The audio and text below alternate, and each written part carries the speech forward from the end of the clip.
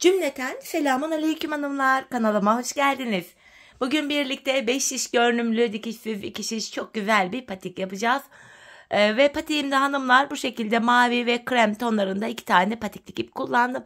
Patiğimiz nazar boncuklu. Nazar boncuklarımız içinde böyle minicik siyah ve böyle sarı ipe, şöyle bu boylarda kısa ipe ihtiyacımız var. İplerimin hepsi normal patiklik ip.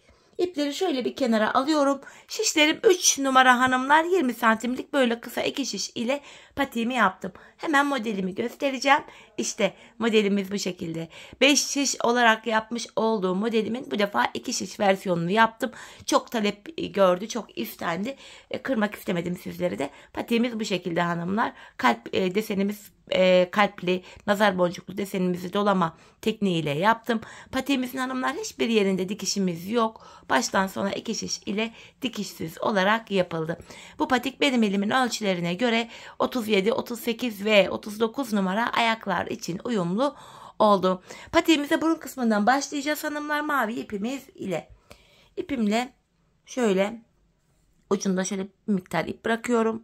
Patiğime 12 ilmek olarak başlayacağım. 12 ilmek şu birinci ilmeğim. 2, 3, 4, 5, 6, 7, 8, 9, 10, 11 ve 12. 12 ilmeğimi attım. Şimdi geri dönüyoruz hanımlar. Bu ucumuzda bir miktar ipimiz kaldı. Bu ipimiz bekleyebilir. Taban bölümünü yaparken yine bu ipi kullanacağız. Bu ipin bir zararı yok, şimdilik beklesin. Bu aşamada ilk ilmeğimi örmeden alıyorum. Bakın arka yüzdeyiz. Arka yüzde ilmeklerimizi ters olarak örüyoruz. Patiğimizde ön yüzde düz, arka yüzde ters örgü uygulaması yapacağız hanımlar.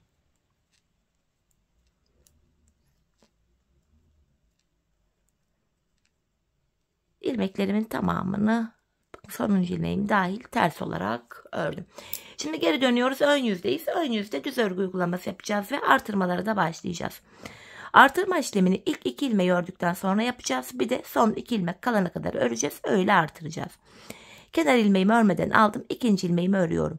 Hemen ikinci ilmekten sonra buraya bir adet ilmek attım. Artırmamı yaptım. Son 2 ilmeğim kalana kadar öreceğim.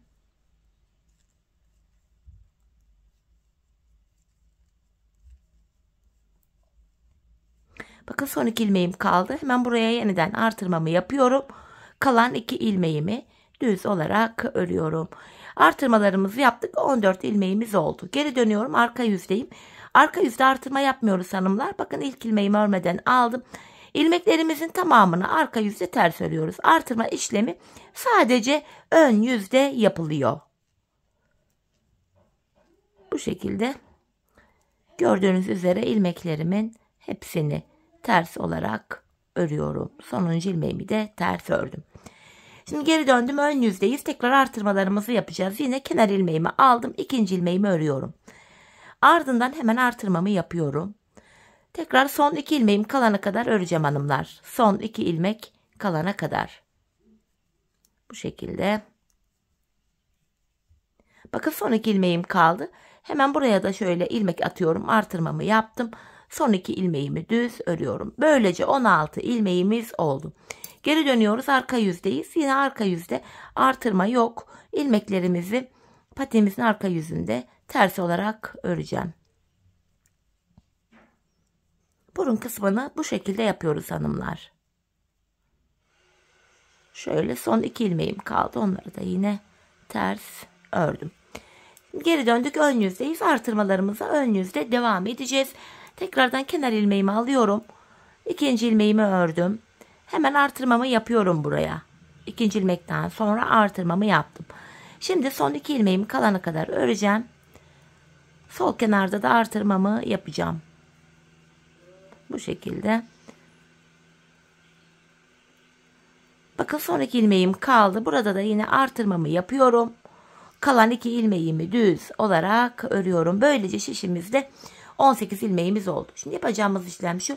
Geri döneceğiz. Arka yüzde ilmekleri ters öreceğiz. Ön yüzde tekrardan ilk 2 ilmeği ördükten sonra artıracağız. Son 2 ilmek kalana kadar yine artırmalara devam edeceğiz.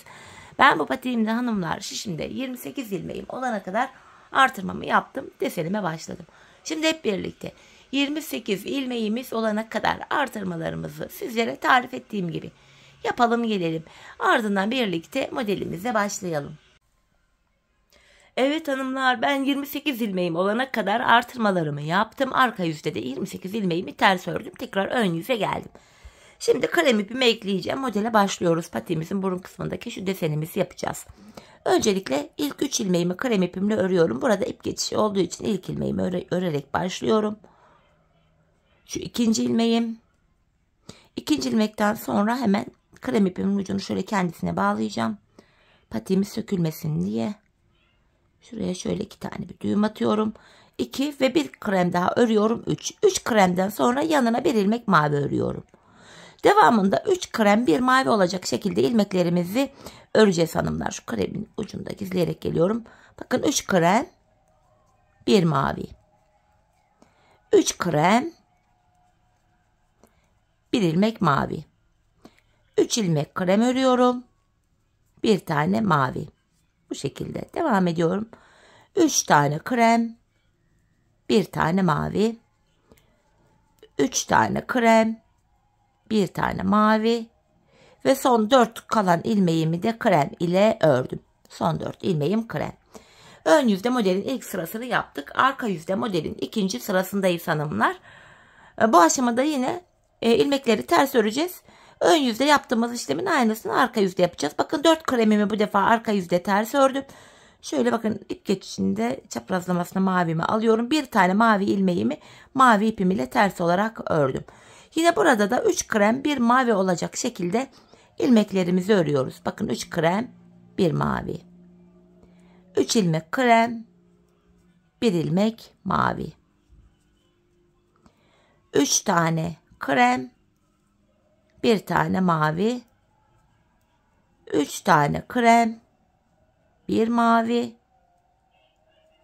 3 krem 1 mavi ve son 3 ilmeğimi krem ipim ile örüyorum. İkinci sırayı arka yüzde tamamladık. Geldik modelimizde 3. sıramıza, ön yüzdeyiz. Kenar ilmeğimi aldım. 2. ilmeğimi krem ipim ile ördüm. Ardından yine şöyle ip değişikliği yapıyorum. 2 kremden sonra 1 mavi, 1 krem, 1 mavi, 1 krem, 1 mavi, 1 krem, 1 mavi, 1 krem. Bakın hanımlar, şeklimiz böyle. Yeniden 1 mavi, 1 krem, 1 mavi, 1 krem, 1 mavi, 1 krem, 1 mavi, 1 krem, 1 mavi, 1 krem, 1 mavi, 1 krem, 1 mavi, 1 krem, 1 mavi ve kalan 3 ilmeğimi de krem ipim ile örüyorum. Ön yüzde modelimizi bakın bu şekilde tamamladık. Arka yüzde modelde 4. sıradayız hanımlar. Toplamda bu modelimiz 5 sıradan oluşuyordu. Arka yüzde modelimizin 4. sırasındayız. Kenar ilmeğimi örmeden aldım. 2. ilmeğim 3. Arkada 4 tane ilmeğimi kenar ilmeğimle birlikte toplam 4 ilmeğimi bu şekilde krem ile ördüm. Yanına bir tane mavi örüyorum. Devamında 3 krem 1 mavi olacak şekilde ilmeklerimizi öreceğiz. 3 krem 1 mavi, 3 ilmek krem, 1 ilmek mavi, 3 krem, 1 mavi,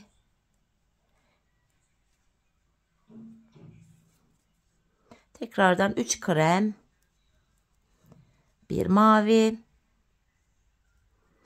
3 krem, 1 mavi ve kalan 3 ilmeğimizi krem ipimiz ile örüyoruz.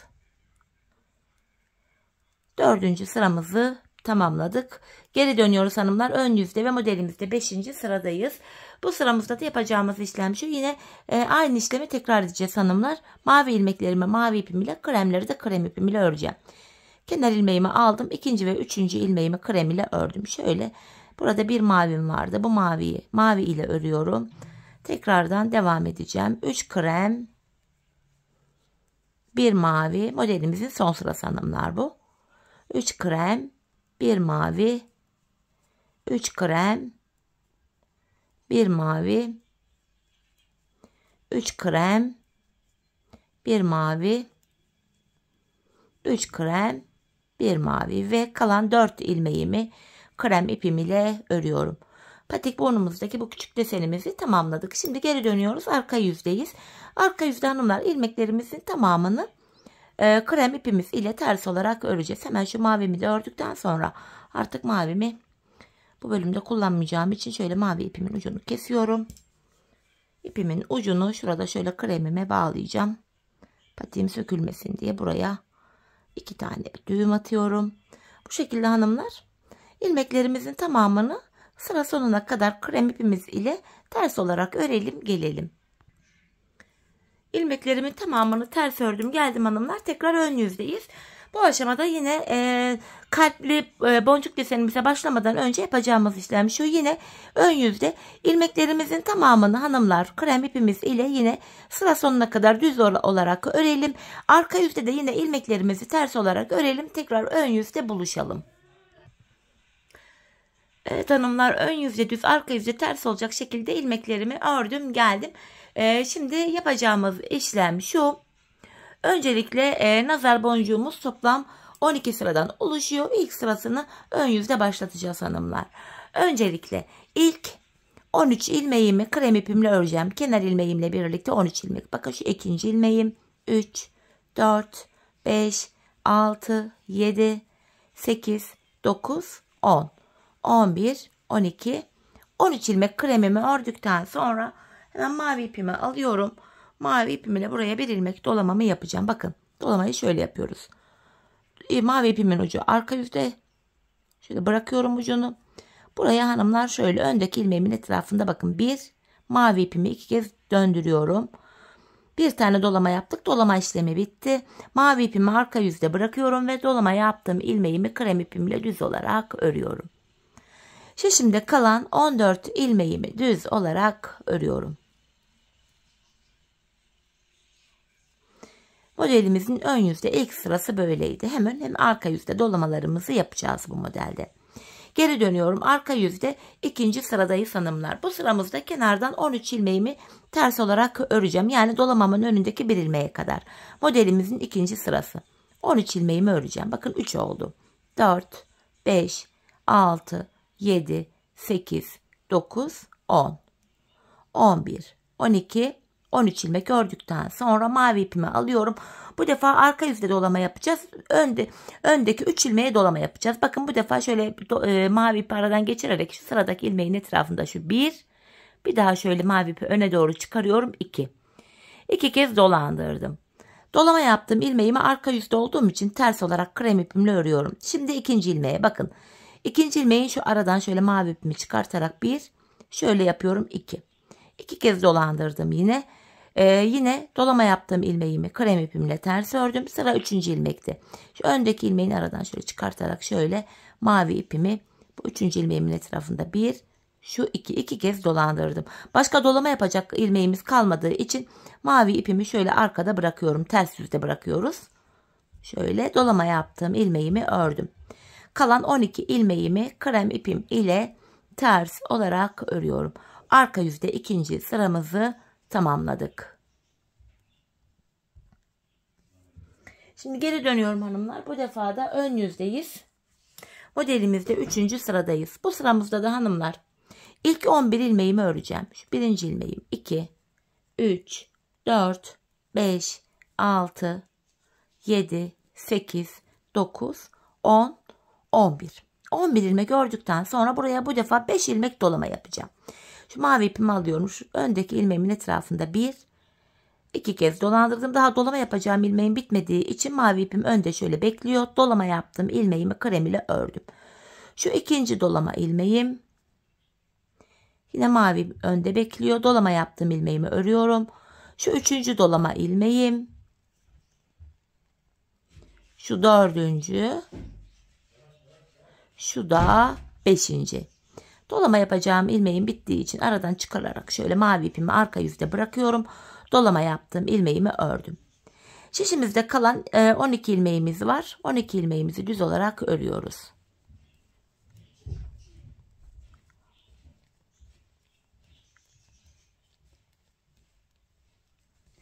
Üçüncü sıramızı yaptık. Geri dönüyoruz. Modelimizde arka yüzde 4. sıradayız. Bu sıramızda da hanımlar kenardan 11 adet ilmeğimi krem ile öreceğim. Kenar ilmeğim 1, 2, 3, 4, 5, 6, 7, 8, 9, 10, 11 ilmeğimi ördüm. Tekrar şu mavimi alıyorum. Dolamama devam edeceğim. 3 ilmek dolama yapacağım hanımlar şimdi. Şu birinci dolamam. Bakın ilmeğimin etrafında 2 kez döndürüyorum. Dolama yapacağım ilmeğim devam ettiği için bakın ipim ön yüzde karşı tarafta bekliyor. Dolama yaptım. İlmeğimi ters ördüm. Şimdi ikinci ilmeğimi yapıyorum. Bakın. İlmeğin etrafında mavi ipimizi doluyoruz. Bu ikinci ilmeğimdi. Yine dolama yaptığım ilmeğimi ördüm. Şimdi üçüncü ve sonuncu ilmeğim bu da. Bakın. 2 kez şöyle dolandırıyorum. Başka dolamam olmadığı için mavimi arkada bıraktım. Dolama yaptım, ilmeğimi ters ördüm. Tam ortaya bir tane krem ipimle ters ilmeğimi örüyorum. Tekrar mavimi aldım. Yine hanımlar burada 3 ilmeğime mavi ile dolama yapacağım. Şu birinci dolamam. Şu ikinci. Bakın mavi ipim yine ön yüzde. Çünkü dolama yapacağım bir ilmeğim daha var. Şurada üçüncü ve sonuncu ilmeğim. 2 kez dolandırdıktan sonra mavimi arka yüzde bıraktım. Dolama yaptım. İlmeğimi ters örüyorum. Şimdi kalan ilmeklerimi krem ipim ile ters olarak örüyorum.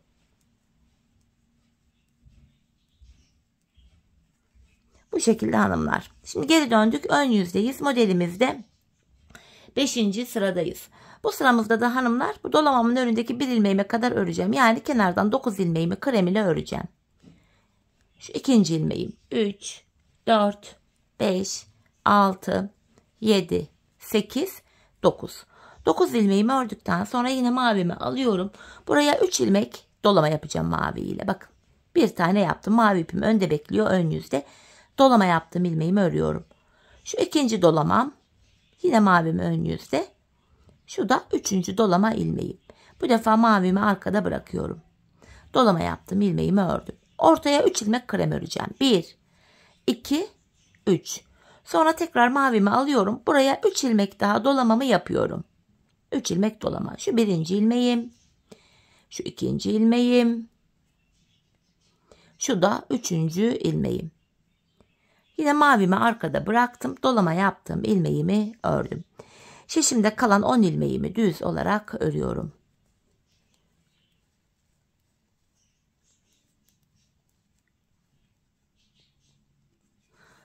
Beşinci sıramızı ön yüzde tamamladık. Arka yüzdeyiz. Modelimizde 6. sıradayız. Bu aşamada kenardan 9 adet ilmeğimi krem ipimle öreceğim. Kenar ilmeğim 1, 2, 3, 4, 5, 6, 7, 8, 9. Ardından yine mavimi alıyorum. Buraya 3 ilmek mavi dolama yapacağım. 3 ilmeğe. Şöyle şu birinci ilmeğim. Dolama devam ettiği sürece mavi ön yüzde bekliyor.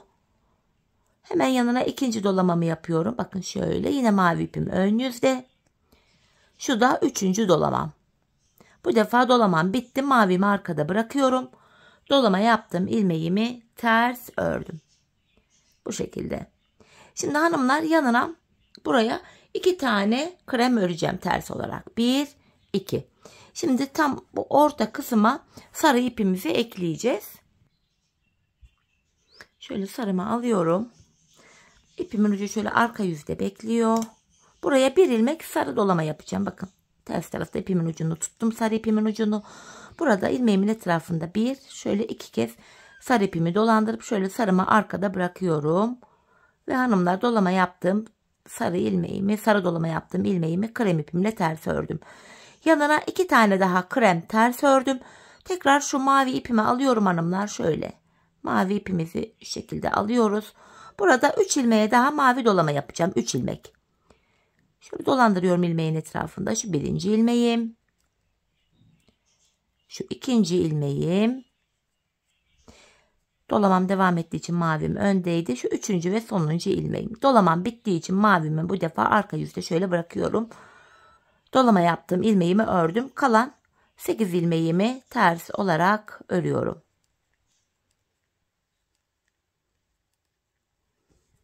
Geri dönüyoruz hanımlar. Modelimizde şimdi de 7. sıradayız. Ön yüzdeyiz. Bu aşamada bakın şeklimiz yavaş yavaş ortaya çıkmaya başladı. Görüldüğü gibi. 8. sıramızda hanımlar, pardon, 1, 2, 3, 4, 5, 6, 7. sıramız. 7. sıramızda kenardan 7 ilmeğimi düz olarak örüyorum. 2, 3, 4, 5, 6, 7. Ardından buraya yine mavi ipim ile 3 tane dolama yapacağım. Mavimi alıyorum. Şöyle şu ilk dolamam. Dolama yaptığımız ilmeklerimizi ana renk ipimiz ile örüyoruz. Şu ikinci dolamam. Şu da üçüncü dolamam. Mavimi şimdi arkada bıraktım, arka yüzde. Dolama yaptığım ilmeğimi örüyorum. Yanına 2 tane krem ördüm. Şimdi hanımlar, buraya alttan şu sarı ipimi alıyorum. Bir ilmek dolama yapıyorum şu. Bir kere doladım sarımı. 2 kere doladım. Dolama yaptığım ilmeğimi düz olarak örüyorum. Tam bu ortaya şimdi bir tane siyah ile dolamamızı yapacağız. Bakın şöyle minik siyah ipimi alıyorum. Ortaya bir ilmek siyah dolamamı yapacağım. Bakın şu ilmeğimin etrafında siyah ipimi şöyle 2 kez döndürüyorum. Siyahlarımın uçları şöyle arkada bıraktım. Sonra bu uçlarımızı bağlayacağız, gizleyeceğiz. Size göstereceğim hanımlar.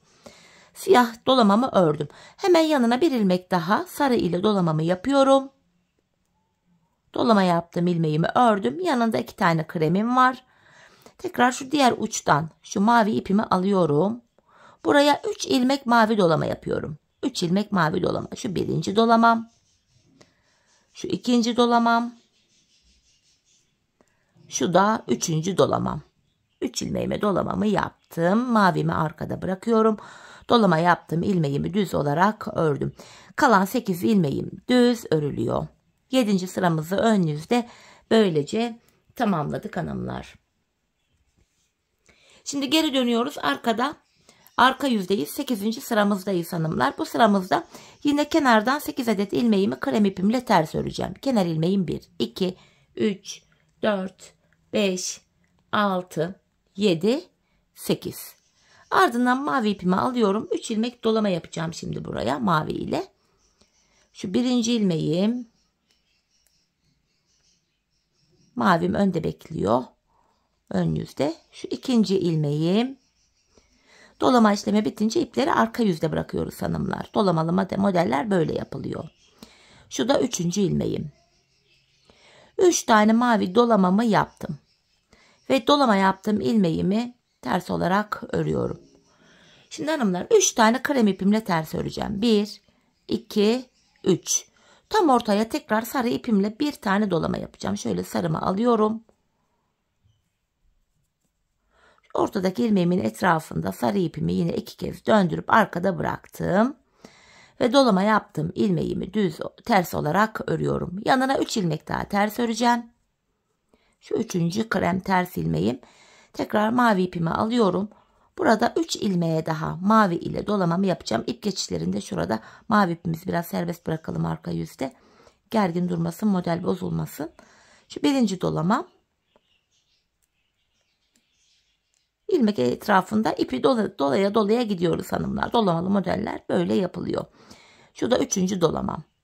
Mavimi arkada bıraktım. Dolama yaptım. İlmeğimi ördüm.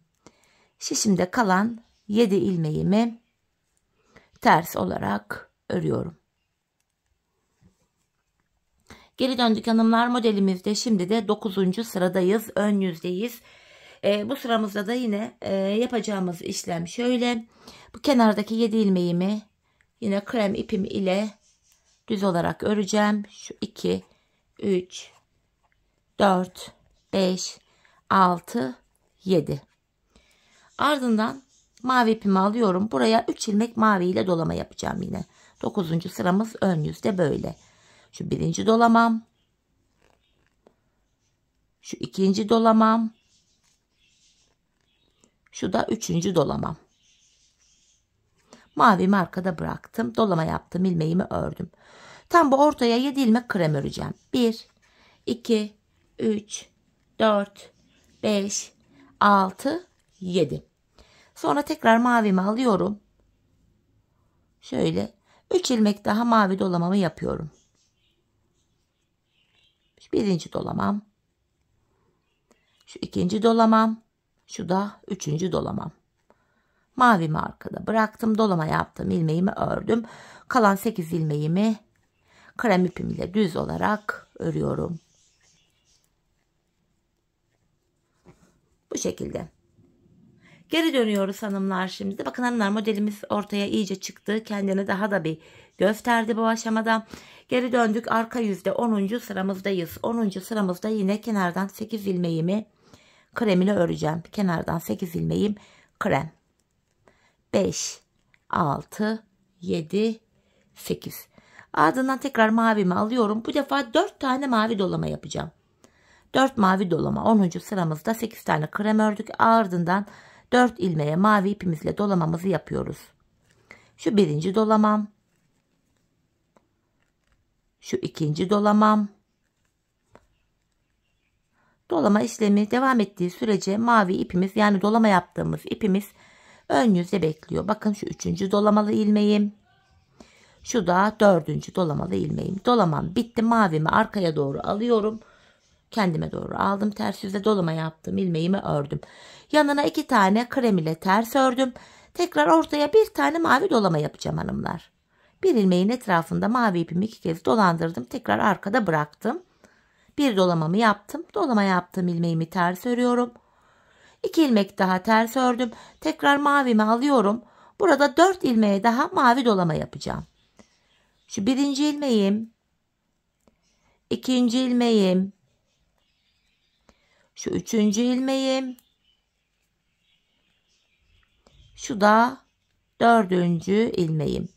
Mavimin ucunu arkada bıraktım. Dolama yaptım. İlmeğimi yine ters ördüm. Bakın burada son 7 ilmeğim kaldı. Kalan 7 ilmeğimi de krem ipimle ters olarak örüyorum. Arka yüzde 10. sıramızı da böylece tamamladık. Şimdi geri döndük hanımlar. Ön yüzdeyiz. 11. sıradayız. Bu sıramızda kenardan 8 ilmeğimi krem ile öreceğim. Kenar ilmeğim 1, 2, 3, 4, 5, 6, 7. Bir ilmek daha ördüm, 8. Ardından mavi ipimi alıyorum. 5 dolama yapacağım şimdi de. Şu birinci dolamam. Şu ikinci dolamam. Şu 3. dolamam. 4. dolamam. Şu da 5. ve sonuncu dolamam. Mavimi arkada bıraktım. Dolama yaptım. İlmeğimi ördüm. Yanına bir ilmek krem ördükten sonra tekrar mavimi alıyorum. 5 dolama da buraya yapacağım. Şu 1.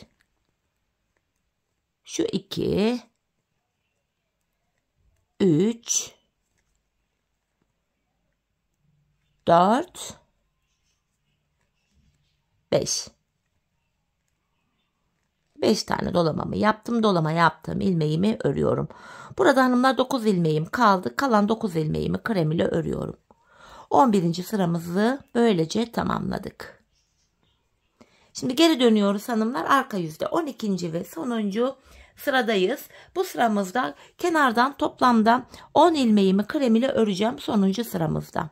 Kenar ilmeğim 1, 2, 3, 4, 5, 6, 7, 8, 9, 10. Ardından tekrar mavimi alıyorum. 3 dolama yapacağım. Şöyle ilmeğimin etrafında mavimi doluyorum. Şu birinci dolamam. Şu ikinci dolamam.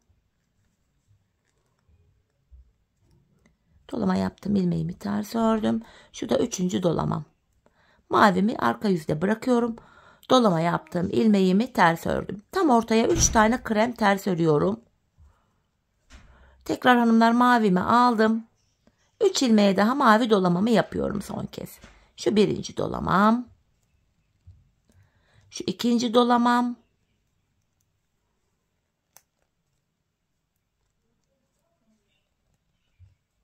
Şu da 3. dolamam. Mavimi arkada bıraktım. Dolama yaptım. İlmeğimi ters olarak ördüm. Şimdi kalan diğer ilmeklerimi krem ipim ile ters olarak örüyorum. Kalpli nazar boncuğumuzu böylece bitirdik hanımlar. Şöyle ön yüzden bakalım desenimize. İşte kalpli nazar boncuğumuz bu şekilde tamamlandı. Desenimiz bitti. Bu aşamada arkaya şu iplerin nasıl gizleneceğini de göstereceğim size. Şu maviyle işimiz kalmadığı için mavimi de şöyle bir kesiyorum. İpleri şöyle gizleyebiliriz hanımlar. Bakın 2 tane siyah vardı. Önce siyahlarımın ucu birbirine yakın olduğu için şöyle arkaya 2 tane bir düğüm atacağım. İp uçları biraz fazla uzun. Öncesinde şöyle iplerin ucunu aralardan geçirerek şöyle bir gizleyeyim. Şuraya kadar şöyle fazla uçları şöyle kesiyorum. Böyle bunları bağlayarak toparladık. Bakın diğer uçlarımızı da şöyle gizliyoruz. Bakın ara ilmek arasına şöyle tığım ile girerek mavi ipimi şuradan çıkartıyorum. Bakın buraya zincir yöntemiyle bunu sıkılıyorum. Kalan ipimin ucunu da şöyle ilmek aralarından geçirerek şu şekilde gizliyoruz hanımlar. Bu şekilde bu sarımızı da yine bağlayarak gizleyelim. Aynı şekilde bakın 2 tane sarı ipim vardı. Birbirine yakın olduğu için ikisini birbirine bağladım şöyle. Şu fazla ipimizi de şuradan kesiyorum. Bu ip uçlarını hanımlar bir güzel gizleyelim. Böyle patiğimizin arka bir yüzünde böyle ipler görününce çirkin bir görüntü oluşur. Bu nedenle şöyle bakın aralara geçirerek sıkıca bir gizleyelim. Patiğimizin içi dışı derli toplu tertemiz görünsün. Şöyle fazla ipuçlarını da kesiyoruz. Yine bu maviyi de aynı şekilde gizleyelim hanımlar.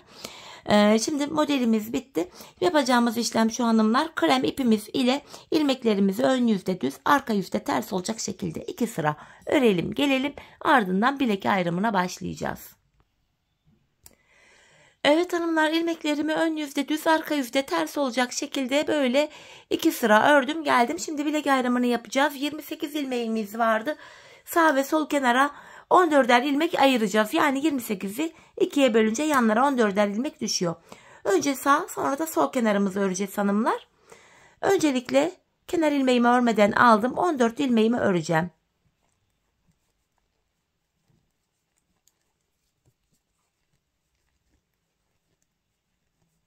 10 ilmek oldu. 11, 12, 13 ve 14. ilmeği örerken öndeki 2 ilmeği alıyorum. 2 ilmeği yer değiştirerek öreceğim bilek ayrımında. 14. ilmeğimi örerken öndeki 2 ilmeği yer değiştirerek ördüm bu bölümde. Sebep şu: bilek ayrımı daha sıkı sağlam oluyor. Orta kısımda ilmek arasında ayrık bir görüntü oluşmuyor.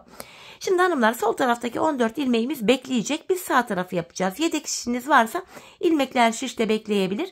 Yedek işiniz yoksa da bu ilmeklerin içinden tığ yardımıyla bir ip geçirerek ilmeklerin kaçmasını önleyebilirsiniz. Patiğimizin şu kenarlarına 7'şer ilmek haroşa ördüm. Örgümüzün hem ön hem arka yüzünde düz örgü örünce haroşa oluyor. Hem ön hem arka yüzde ters örgü örünce yine haroşa oluyor.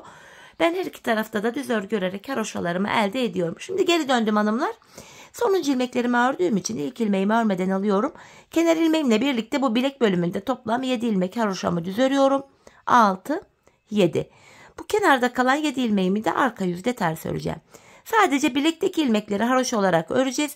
Kenarda kalan 7 ilmeği de ön yüzde düz, arka yüzde ters olacak şekilde örmeye devam edeceğiz. Bakın burada bir diş haroşamız oluştu.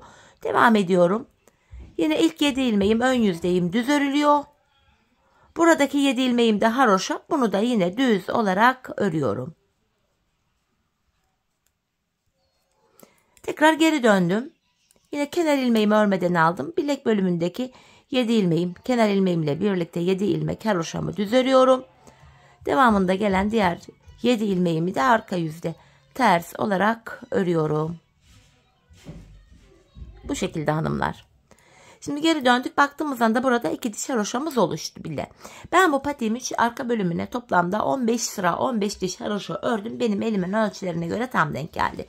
Hanımlar, bu aşamada sizler patiğinizi ayağınıza ölçerek yapın. Şöyle ki parmak ucundan itibaren şöyle patiğinizi alın. Şu arka bölümünü şöyle tutun hanımlar. Topuğunuzun kenarına gelene kadar bu bölümü örmeniz gerekiyor. Bu şekilde ölçü alarak yaparsanız patiğiniz ayağınıza tam olur.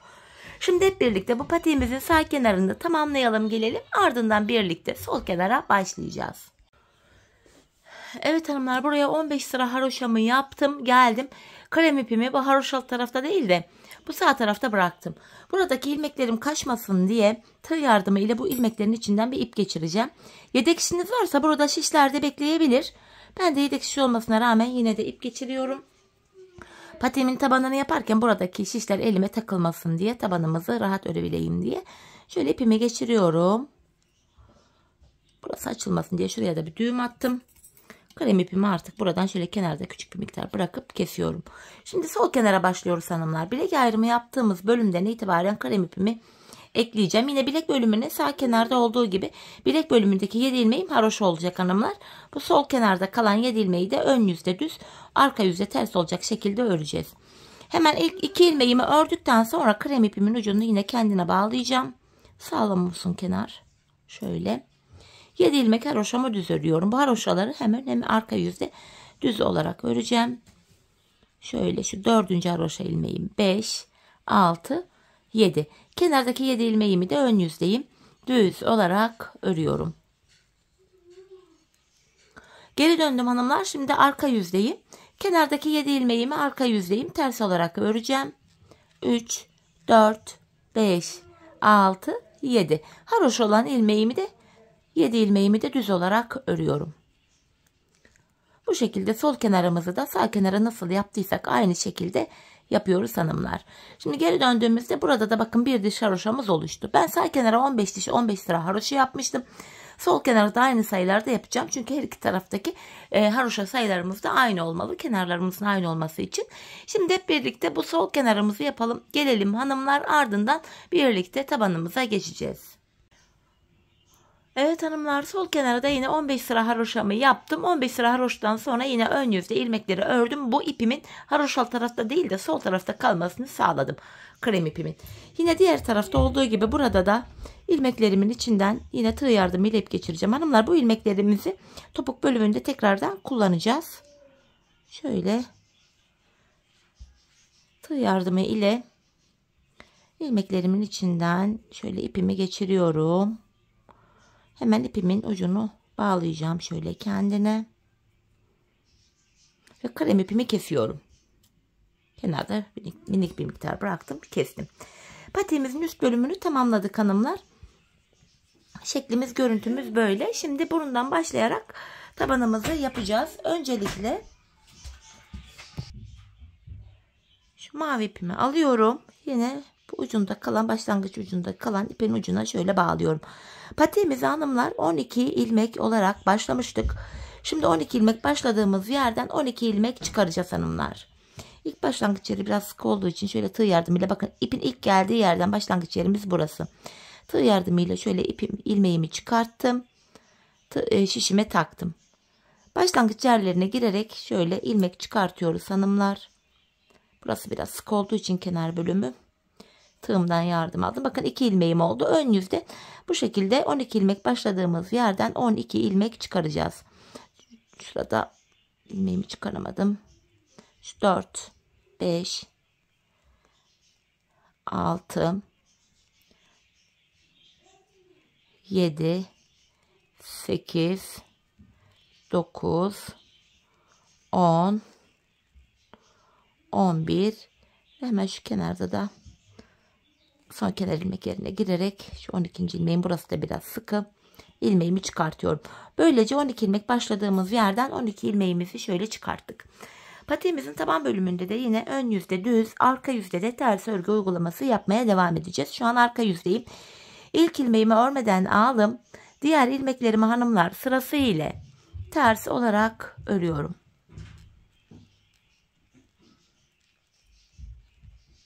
Sonuncu ilmeğimi de yine ters ördüm. Şimdi geri dönüyorum hanımlar. Artık bu aşamada patiğimizin tabanı hem üst bölüme eklenmiş olacak hem de ilmek sayıları artacak. Bakın sıralarda V şeklinde böyle kenar ilmek yerlerimiz var. İlk kenar ilmek yerim kendini gösteriyor. Bakın V şeklinde burada. İlmeğin iki kanadına birden girerek mavi ipim ile şöyle buradan bir ilmek çıkartıyorum. Şimdi 12 ilmeğim vardı. Bir ilmek de buradan çıkarttım. 13 ilmek oldu. İlmek çıkartma işlemini hanımlar ön yüzde yapıyoruz. İlk ilmeğimizi bu sağ kenardan, ikinciyi de sol kenardan çıkartacağız. Şimdi şişimdeki 12 ilmeğimi normal düz olarak örüyorum. Ön yüzdeyim çünkü.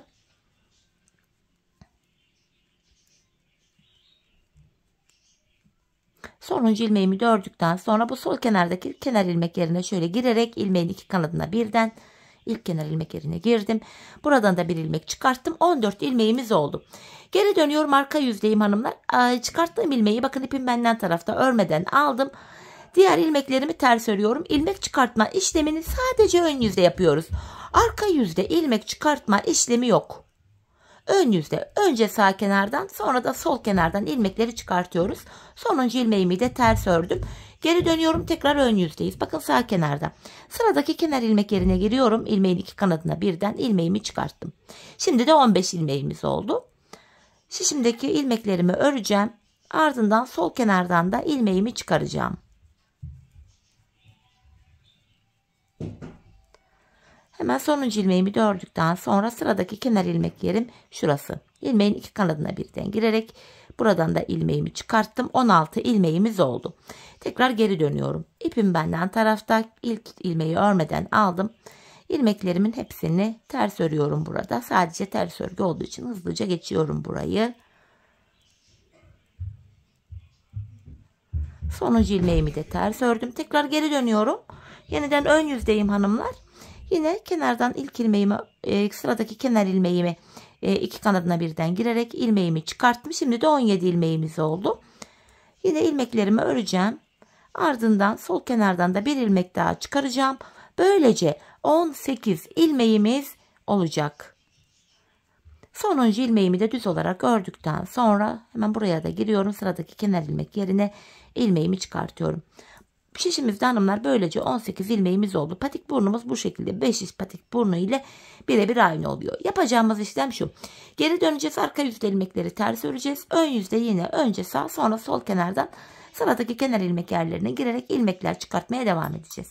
Patiğimizin üst bölümünü hanımlar 28 ilmek olarak örmüştük. Tabanda da yine 28 ilmek olarak olana kadar yanlardan ilmek çıkartıp geleceğiz. Sonra 28 ilmek üzerinden tabanımızı öreceğiz. Şişimizde toplamda 28 ilmeğimiz olana kadar patiğimizin burun kısmını sizlere gösterdiğim gibi tamamlayalım gelelim. Evet hanımlar, 28 ilmeğim olana kadar patiğimin burun kısmını yaptım geldim. 27. ilmeğimi sağ kenardan, 28. ve sonuncu ilmeğimi de sol kenardan çıkarttım. Şimdi geri dönüyorum, arka yüzdeyim. Artık ilmek artışı olmayacak. 28 ilmek üzerinden tabanımız örülecek. Yine bakın arka yüzdeyim. İlk ilmeğimi örmeden aldım. Bu aşamada hanımlar son 2 ilmeğim kalana kadar ilmeklerimi ters olarak öreceğim. Son 2 ilmek kalana kadar.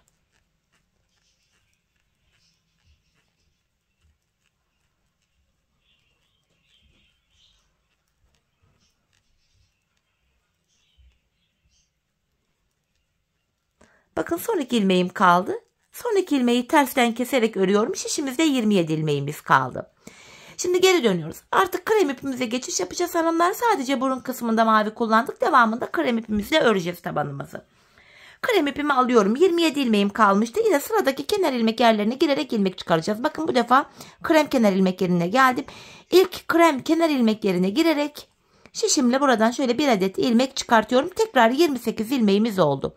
Hemen yanındaki mavi ilmeğimi de ördükten sonra şu mavi ipimin ucunu hanımlar burada krem ipime bağlayacağım. Sonra mavi ipimi keseceğim. Çünkü mavi ile işimiz kalmadı. Patiğimizin devamında krem ipimizi kullanacağız artık. Şöyle mavi ipimi kestim. Şimdi ilmeklerimi krem ipimle öreceğim. Şu ipuçlarımı da gizleyerek gideyim ki sonradan bir de bu ipleri gizlemekle uğraşmayalım. Daha pratik oluyor bu şekilde.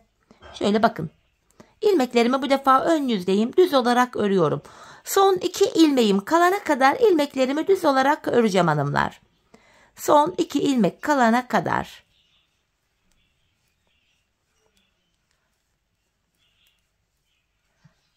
Bakın son 2 ilmeğim kaldı. İkisini ön yüzde olduğum için bu defa düzden keserek örüyorum ve karşı tarafta krem kenar ilmek yerinden ilmek çıkartmıştık. Burada da bakın ilk krem kenar ilmek yerine girerek bir adet ilmek çıkartıyorum. Tekrar 28 ilmeğimiz oluyor. Kestiğimiz ilmeğin yerine kenar ilmek yerine girerek bir ilmek çıkartıyoruz.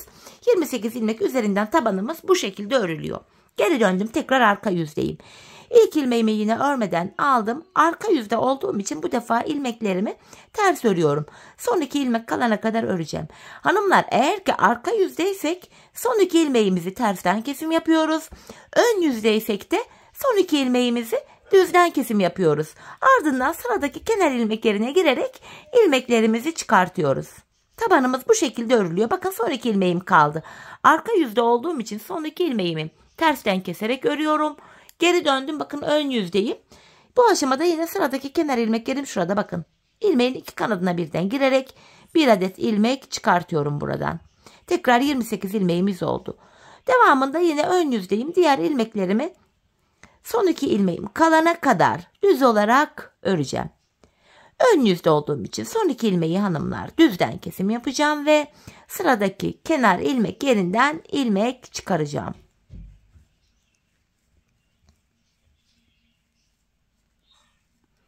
Bakın son 2 ilmeğim kaldı. İkisini keserek örüyorum ve sıradaki kenar ilmek yerimiz şurada. İlmeğin 2 kanadına birden girerek ilmek çıkartıyorum. Patiğimizin taban kısmı 28 ilmek üzerinden bu şekilde yapılıyor. Biz bu işlemi hanımlar sağ ve sol kenarda bakın şuralarda son kenar ilmek yerlerine gelene kadar devam edecek bu işlem. Bu şekilde. Şimdi hep birlikte son kenar ilmek yerlerine gelene kadar patiğimizin taban kısmını 28 ilmek üzerinden sizlere tarif ettiğim gibi yapalım gelelim. Evet hanımlar, patiğimin taban kısmını son kenar ilmek yerlerine gelene kadar bu şekilde ördüm ve geldim. İlk ilmeğimi sağdan, ikinci ve sonuncu ilmeğimi de bu sol kenardan çıkarttım. Şimdi bu iplere takılı olan ilmeklerimiz vardı. Önce bu sol kenardaki ilmeklerimi şişime takacağım. Sonra ipimi çekeceğim. Başta ipi çekip böyle de şişe takabilirdim ama ilmekler kaçmasın diye bu şekilde yapıyorum. Topuk bölümüne geçiyoruz hanımlar bunun sonrasında. Şöyle bakın ilmeklerimi şişime taktım, ipimi çekiyorum. Hemen burada kesmiş olduğumuz ipimizin ucu vardı. Onu ana ipime şöyle bağlıyorum. Şimdi buradaki 14 ilmeğimi örmeye devam edeceğim. Bu şekilde bakın şu ipimin ucunu da gizleyerek götürüyorum hemen. Şöyle. Son 7 ilmeğim haroşa. Yine haroşamız haroşa olacak şekilde örülüyor. Sonuncu ilmeğimi de ördüm. Şimdi geri dönüyorum hanımlar. Arka yüzdeyim. Arka yüzde 7 ilmek haroşamı yine haroşa olarak öreceğim.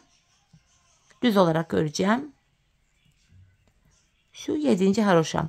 Diğer ilmeklerimi de şu anda arka yüzde olduğum için sıra sonuna kadar ters olarak öreceğim.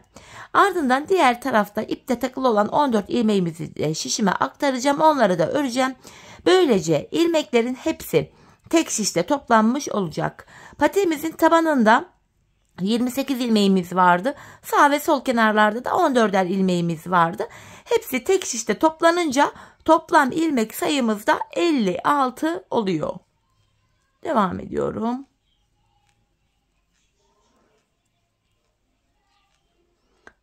Bakın sonuncu ilmeğimi de ördüm. Ardından bu ipe takılı olan yine 14 ilmeğimizi yine şişime aktaracağım. Sonra bunları da öreceğiz. Bakın sırasıyla ilmeklerimi kaçırmadan birer birer şişime takıyorum.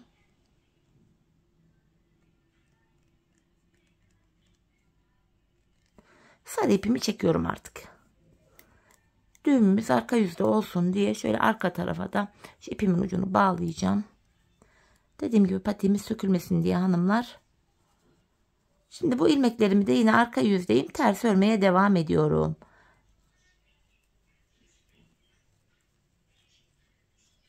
Son 7 ilmeğim haroşaydı. Son 7 haroşa ilmeğimi de düz olarak örüyorum.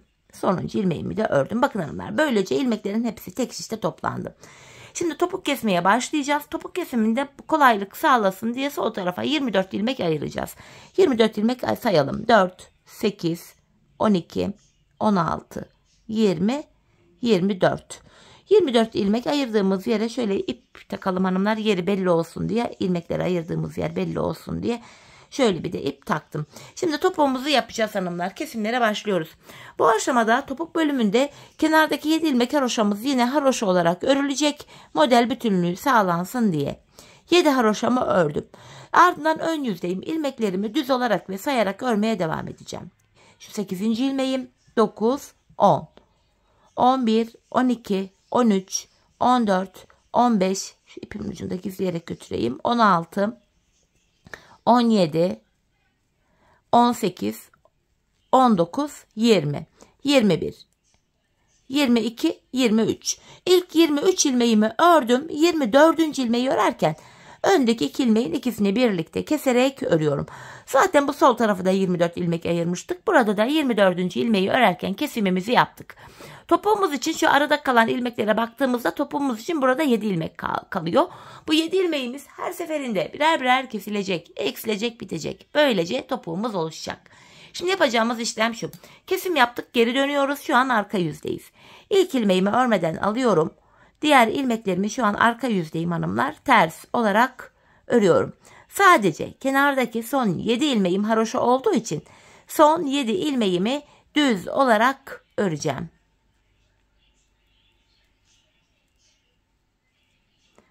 Bakın son 7 ilmeğime geldim. Haroşalarımı düz olarak örüyorum. Sonuncu ilmeğimi de yine ördüm. Geri döndük, tekrar ön yüzdeyiz. Bir önceki sırada yaptığımız işlemin aynısını yapacağız. Yani ilk 23 ilmeğimizi öreceğiz. 24. de kesimimizi yapacağız. 7 haroşamı ördüm. Sayarak gidiyorum. 8, 9, 10, 11, 12, 13, 14, 15, 16, 17, 18, 19, 20, 21, 22, 23 ilmeğimi ördüm. 24. örerken öndeki 2 ilmeği alıyorum. İkisini kesiyorum. İkinci kesimimizi de yaptık. Bir önceki sırada şu arada 7 ilmeğimiz vardı. Şimdi baktığımızda bir ilmek eksildi. 6 ilmek kaldı. Yapacağımız işlem şu. Kesimden sonra tekrar geri döneceğiz. Arka yüzde ilmekleri öreceğiz. Ön yüzde tekrar ilk 23 ilmeği örüp 24. de kesimimizi yapacağız. Biz bu kesme işlemine şu arada kalan 6 ilmeğimiz birer birer eksilip bitene kadar devam edeceğiz. Böylece topuğumuz oluşacak. Şimdi hep birlikte aradaki 6 ilmek bitene kadar, bu işaretli yere kadar patiğimizin topuğunu sizlere gösterdiğim gibi örelim gelelim. Evet hanımlar, bu işaretlere kadar patiğimin topuğunu kestim geldim. Artık bu ipimi çekiyorum. İlk başta bu sol tarafa 24 ilmek ayırmıştık. Kesimlerden sonra sağ şişimizde de 24 ilmeğimiz kaldı. Yani her iki şişimizdeki ilmek sayıları da birbirine eşit. Bu aşamada patiğimin düz tarafı içeride, ters tarafı da dışarıda kalacak şekilde şöyle şişlerimdeki ilmekleri ikiye katladım. Ben tığ ile kolay kesim yapabildiğim için hanımlar şöyle tığımı elime alıyorum. İlk kesimim şöyle. Benden taraftaki şişten bir ilmek, ikinci şişten de bir ilmek alıyorum. İkisini birlikte kestim. Diğer kesimlerim şöyle. Benden taraftaki şişten bir ilmek, ikinciden de bir ilmek alıyorum. İkinci ilmeği ilkinin içinden geçirdim. Tığımdaki ilmekleri topluyorum.